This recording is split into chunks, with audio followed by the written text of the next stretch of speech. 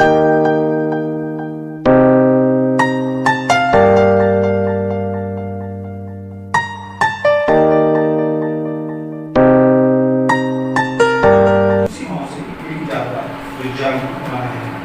बच्चे उनको मैं ज़्यादातर देखता हूँ, जो परेशानियाँ उनके जीवन में है, सब कुछ काम उनकी ज़िंदगी में बहुत होता है, बहुत सी घर के काम होते हैं और बच्चे को भी संभालना होता है, लेकिन उसके बीच वो एक बहुत बड़ी गलती कर जाती है, जो गलती उनको नहीं करनी चाहिए। वो गलती क्या है, उस गलती के ऊपर हम थोड़ा सा ध्यान देंगे, सिर्फ 2-3 मिनट बाद बात करेंगे, उसके बाद फिर वचन में जाएंगे। वो गलती क्या है? वो गलती है मोबाइल। Hallelujah, hallelujah. वो गलती है मोबाइल, क्योंकि उस मोबाइल के जरिए शैतान कितना उस धरती पे काम कर जाता है, वो नहीं समझ पाते। उस समय उस माँ को लगता है मैं बच्चे को मोबाइल दे दूं ताकि बच्चा उस मोबाइल को देखने लग जाए और उसके देखते देखते मैं अपने घर के काम को निपटा दूं। लेकिन वो माँ ये नहीं जानती है कि मैं इस मोबाइल को बच्चे को जो दे रही हूँ, उसकी आने वाली जिंदगी के बीच में खुशियां नहीं बल्कि कांटे ही कांटे होने वाले हैं। क्यों? क्योंकि वो अभी से शैतान उसके ऊपर कब्जा करना शुरू कर देगा। आप आजमा के देखिए, माँ जब बोलती है बच्चों को कि मुझे फोन दो, मुझे फोन करना है, तो बच्चा रोने लगता है, चिड़चिड़ाने लगता है, गुस्सा होता है, वो मोबाइल नहीं देना चाहता। क्यों नहीं देना चाहता? क्योंकि शैतान उसके ऊपर क्या कर रहा है? धीरे धीरे कब्जा कर रहा है, धीरे धीरे उसके ऊपर कब्जा कर रहा है। हम लोगों ने इस पर कभी भी ध्यान नहीं दिया। हर माँ ये सोचती है और बड़ी खुश होकर बोलती है अपनी माँ को, अपनी बहनों को, अपने पड़ोसियों को, देखो अभी ये पूरा साल का भी नहीं है, आप बोलो इसको मोबाइल में से क्या निकालना है, तुरंत निकाल के दिखाएगा। यूट्यूब, फेसबुक, जो भी कार्टून है या जो भी चीजें हैं उनके बीच में उनके देखने वाली है, वो सब चीज वो अपने आप निकाल के दिखाएगा। देखो वो लॉक भी खोल लेता है, कितना खुश होते हैं माँ बाप। लेकिन मैं उन माँ बाप से बात करना चाहता हूँ, बताना चाहता हूँ कि अगर आप सचमुच चाहते हो कि आप अपने बच्चे को सही राह के ऊपर लेके चल सको, या अपने बच्चे को परमेश्वर के वचन से आप बड़ा होता हुआ देख सको, तो आप मोबाइल देना बंद कर दीजिए। और खुद भी, क्योंकि बच्चे को आदत कब पड़ती है? जब हम खुद मोबाइल के बीच में रहते हैं और बच्चा दूध पीता पीता भी माँ को देखता है कि माँ मोबाइल के बीच में लगी हुई है, तो उस समय बच्चे के मन में आता है क्या देख रहे हैं, मुझे भी देखना है। तो मैं ये आप लोगों को बताना चाह रहा था, अपनी बेटियों को, अपनी बहनों को, कि इस तरीके से आप अपने बच्चे के साथ प्रेम नहीं बल्कि उसके साथ दुश्मनी निभा रहे हो, क्योंकि मोबाइल एक दिन इस तरीके से बच्चे को जकड़ लेगा कि उसकी जकड़ से निकलना उसके लिए मुश्किल हो जाएगा।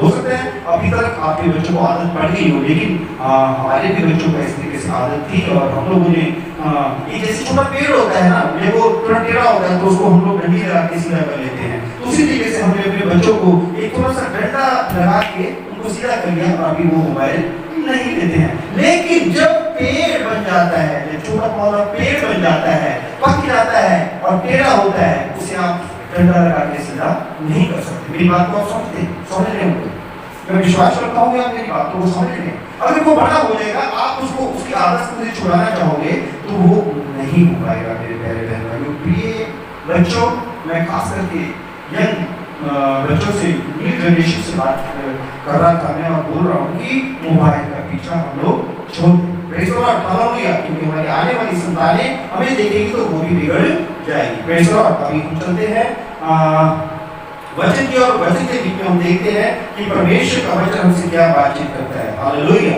Praise the Lord, hallelujah. हम देखेंगे मरकुस देखेंगे, मरकुस 9 की 33, 34, 35 ये आयतों को हम लोग पढ़ेंगे। और फिर वह कफरनहूम में आए और घर में आकर उसने उनसे पूछा, रास्ते में तुम किस बात पर विवाद कर रहे थे? ये बात है प्रभु यीशु मसीह अपने चेलों, इन दोनों के बीच में जो बातचीत हुई है। ये जब आए, आने पर जब कफरनहूम में पहुंचे और घर आए, घर में आने के बाद प्रभु यीशु मसीह ने अपने चेलों से पूछा, रास्ते में तुम किस बात पर विवाद कर रहे थे? वह चुप रहे। 34 में लिखा हुआ वह चुप रहे। कौन? चेले चुप रहे, क्योंकि मार्ग में उन्होंने आपस में यह वाद विवाद किया था कि हम में से बड़ा कौन है। Hallelujah, hallelujah.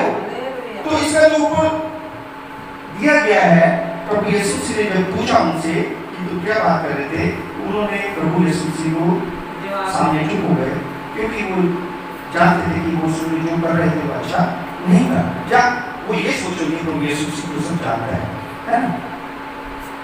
35 में बोल रहा है, तब उसने बैठकर 12 को बुलाया, उनसे कहा यदि कोई बड़ा होना चाहे तो सबसे छोटा और सबका सेवक बने। Hallelujah, hallelujah. प्रभु यीशु मसीह ने बुला के 12 को बताया बुलने से बड़ा होने की एक तरकीब बताई। हमारे किस तरीके से बड़ा होना है वो एक तरकीब बताई। वो तरकीब क्या है?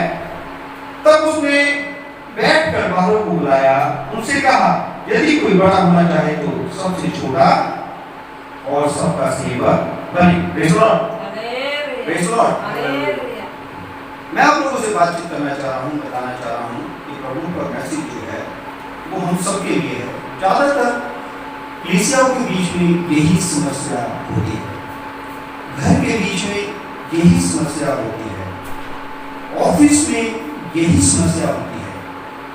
इन समस्याओं से निपटने के लिए परमेश्वर ने एक तरकीब हम लोगों को बताई है, वो ये है अगर हम बड़े होना चाहते हैं तो अपने आप को छोटा बनाएंगे तभी हम बड़े होंगे। देखते हैं अनुग्रह और सामर्थ्य से परिपूर्ण होकर लोगों में बड़े बड़े अद्भुत काम और चिन्ह दिखाता था।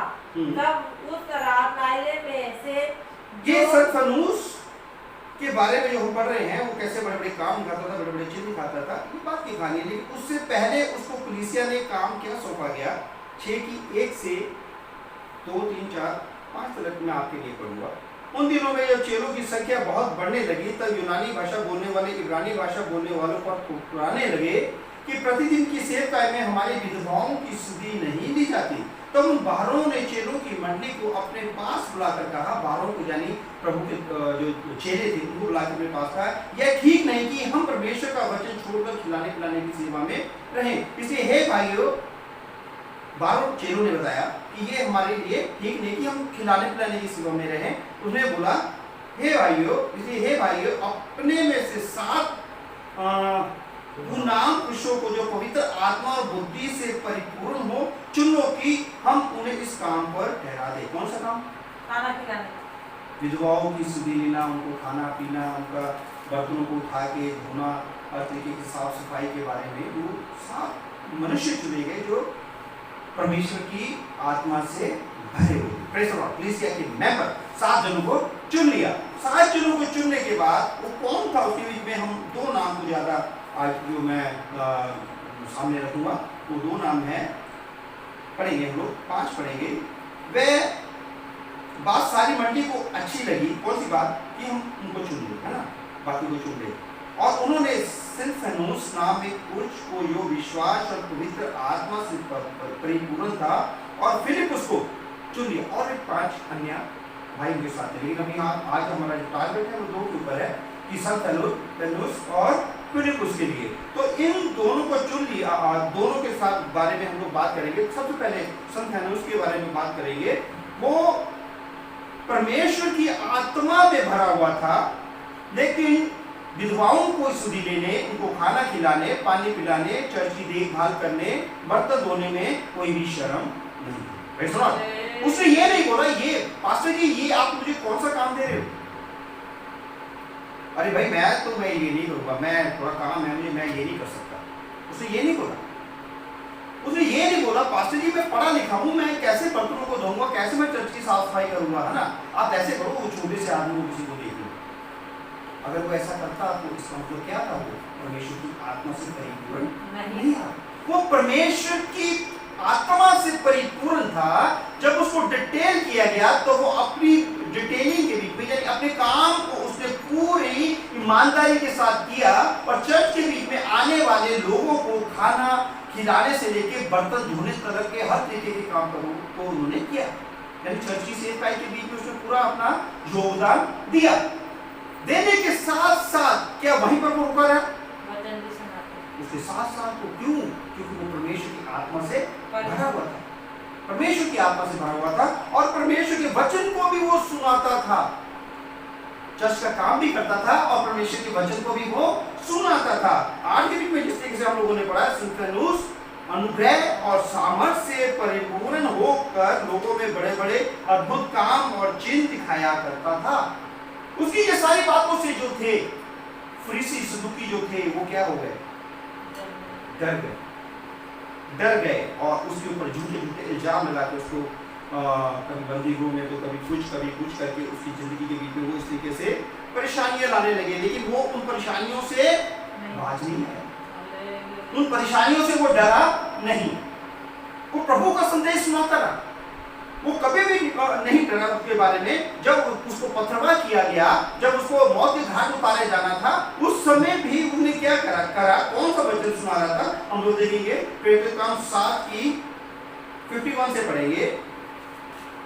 हे हठीले और मन और कान के खतना रहित लोगों, तुम सदा पवित्र आत्मा का विरोध करते हो। ये कौन बोल रहा है? सिलवानुस बात कर रहा है। सिलवानुस बात कर रहा है। जैसा तुम्हारे बाप दादा करते थे वैसा ही तुम भी करते हो। ये प्रचार कर रहा है अन्य जाति, यानी जो अपने आप को यहूदी मत के कहते थे और फरीसी और सदूकी इस तरीके के लोग जो थे, बड़े बड़े लोग थे, उनके सामने ये बोल रहा है, हठीले और मन और कान के खतना रहित लोगों, तुम सदा पवित्र आत्मा का विरोध करते हो। जैसा तुम्हारे बाप दादा करते थे वैसे ही तुम भी करते हो। भविष्यताओं में से किसी को तुम्हारे बाप दादों ने नहीं सताया। उन्होंने उस धर्मियों के आगमन का काल से संदेश देने वालों को मार डाला और अब तुम भी उनके पकड़वाने वाले और मार डालने वाले हुए। तुमने स्वर्गदूतों के द्वारा ठहराई हुई व्यवस्था तो पाई, परंतु उसका पालन नहीं किया। ये प्रचार कर रहा था उस समय प्रभु का दास सिलवानुस। तो उस समय उनको क्या आ गया? गुस्सा आ गया। आगे क्या लिखा? 54 क्या लिखा? ये बातें सुनकर वे जल गए और उन पर दांत पीसने लगे। परंतु उसने पवित्र आत्मा से परिपूर्ण होकर स्वर्ग की ओर देखा और परमेश्वर की महिमा को और यीशु को परमेश्वर के दाहिनी ओर खड़ा हुआ देखकर कहा, देखो मैं स्वर्ग को खुला हुआ और मनुष्य के पुत्र को परमेश्वर के दाहिनी ओर खड़ा हुआ देखता हूँ। तो उन्होंने बड़े शब्द से चिल्लाकर कान बंद कर दिए और एक साथ उस पर झपटे और उसे नगर के बाहर निकालकर उस पर पथरवाह करने लगे। वहां ने अपने कपड़े शव के बारे में, लेकिन इसको हम अभी नहीं लेंगे, उसको मारने लगे। लेकिन मैं आप लोगों से ये बताना चाह रहा हूं कि ये जो छोटा सा एक कलीसिया का बंदा था जो खाना पीना खिलाता था, वो परमेश्वर के बड़े बड़े काम करने लगा, क्योंकि उसने अपने आप को परमेश्वर के हाथों में दे दिया। और उसने अपने आप को बड़ा पादरी नहीं, बड़ा ब्रदर पास्टर्स नहीं, उसने अपने आप को कलीसिया या छोटा सा मेंबर जो खाना खिलाता है और उसके बाद जो बर्तन झूठे होते हैं उनको उठा के वो साफ भी करता है, उसने कैसे अपने आप को छोटा किया। लेकिन परमेश्वर उसकी जिंदगी से काम कितने बड़े बड़े ले रहा है। जब उसको पथरवाह हुआ तो खुदावंद यीशु मसीह को उसने परमेश्वर की दाहिनी ओर खड़े हुए देखा, बैठे हुए नहीं देखा। उसको क्या देखा? उन्हें खड़े हुए देखा। जबकि हम देखते हैं कुलुस्सियों 3:1 के बीच में लिखा हुआ है कि वो अपने पिता परमेश्वर की दाहिनी ओर बैठा है। लेकिन सिलवानुस ने जब स्वर्ग खुला हुआ देखा तो उसने देखा यीशु मसीह अपने पिता के दाहिनी ओर खड़ा है। क्यों? क्योंकि सिलवानुस का स्वागत कर रहा है। Hallelujah, hallelujah. क्यों उसका स्वागत कर रहा था? क्योंकि उसने अपने आप को जीव बनाया, छोटा बनाया। Praise Lord, hallelujah. उसके वहां पर आओ भगत करने के लिए परमेश्वर ने अपने सिंहासन को छोड़ दिया और खड़ा हो गया और उसकी आत्मा को अपने हाथ में लिया।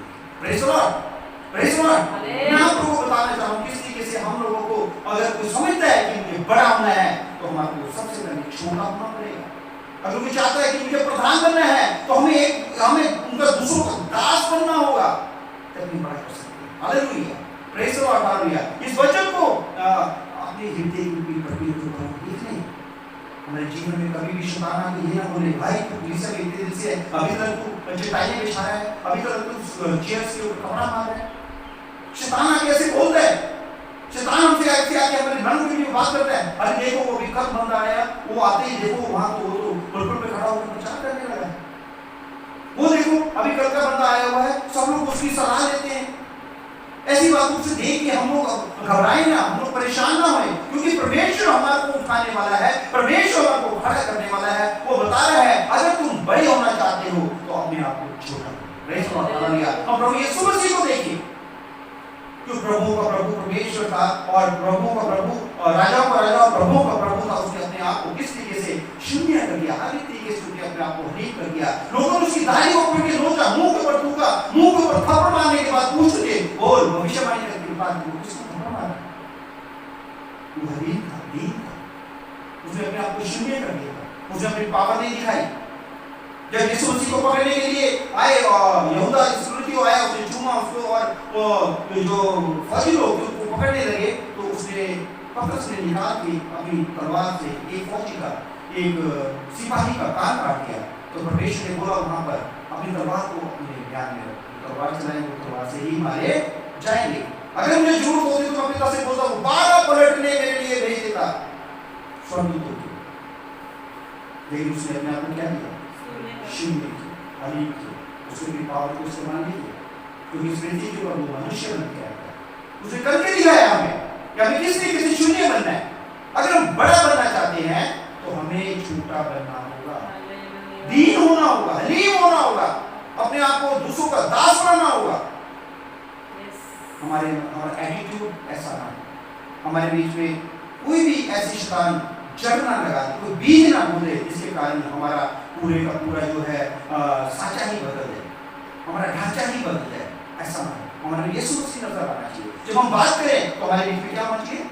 यीशु मसीह नजर आना चाहिए। हरीफ का प्रभु कैसे बोलता था? अभी कुछ दिन पहले प्रचार सुन रहा था, एक बंदा प्रचार करके बोल रहा था कि यीशु मसीह किस तरीके से आकर के बोल रहा था, हे तोमा अगर तू देखना चाहता है तो देख, इन हाथों में उंगली डाल, देख इधर आ, देख, इस तरीके से करके वो प्रचार के बोल रहा था। वो फिर बोल रहा था, नहीं ऐसा लिखा नहीं, लेकिन यीशु मसीह ऐसे बोला होगा। लेकिन मैं बताना चाह रहा हूँ मेरे प्यारे भाई, यीशु मसीह ऐसी बात नहीं करता। यीशु मसीह हलीम है, यीशु मसीह दीन है। उसके मुंह के ऊपर थूका गया, उसने जुबान नहीं खोली, उसकी दाढ़ी को नोचा गया, उसने उफ नहीं किया। कोई वध होने वाले मेमने के समान, भेड़ के समान चुपचाप खड़ा, अपने आप को दे दिया। Hallelujah, hallelujah. वो दीन है, हलीम है। उसने बोला मुझसे सीखो। अगर प्रभु यीशु मसीह जिस तरीके से वो भाई बोल रहा था, वो प्रभु का दास बोल रहा था, यीशु मसीह ने इस तरीके से वो थोमा को बात करी हुई, थोमा के साथ बात करी हुई, तो फिर उसके चेले कैसे करेंगे? तो आप और हम कैसे करेंगे? परमेश्वर का वचन आपको बता रहे हैं दीन और हलीम होना, हमारा जीरो होना, हमें अपने आप को जीरो करना, प्रभु के वचन को फॉलो करें, कोई हमारे जीवन के बीच में कार्य नहीं होगा। Praise the Lord, hallelujah. हम लोग ध्यान दें कि हम कहाँ हैं। हमारे जीवन में अगर कुछ कमी घटी है तो प्रेज़ द लॉर्ड। इस वचन को मैं यही रखता हूँ और आंखें बंद करेंगे, हम प्रार्थना में जाएंगे, अंत की प्रार्थना करेंगे ताकि परमेश्वर आपको आशीष और बरकत दे सके।